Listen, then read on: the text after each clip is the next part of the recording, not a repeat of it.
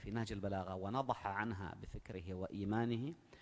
وكما قلت أنا قبل فترة كتبت تغريدات في تويتر، قلت هنيئا لكم، هنيئا للشيعة، يعني جعلت حوالي 17 تغريدة أو 20 هنيئا للشيعة لكثرة ما رأيت من جماعتنا، يعني السلفية خاصة، يعني غلاة السلفية، في هذا الذم وهذا التجريح وهذا ال القذف.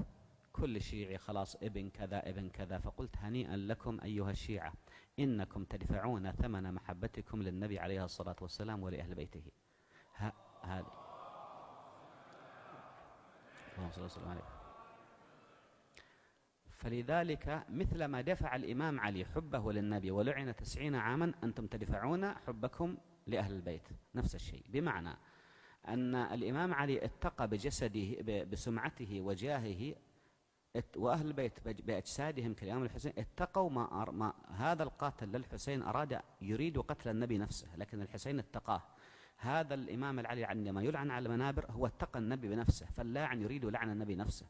فهم اتقوا على النبي، يعني عملوا عليه مثل الدائرة يتلقون عنه السيوف والشتائم، وأنتم أحطتم خلف أهل البيت وتلقيتم هذه الشتائم وهذا الاتهام في الأعراض وصبرتم طوال هذه السنين. فهنيئا لكم، فقد مرغتم جاهكم لله كما مرغ الأنبياء جاههم لله، فاتهم بأنهم هذا شاعر وهذا مجنون وأوذي موسى وقيل فيه وكذا بقية الأنبياء والمرسلين.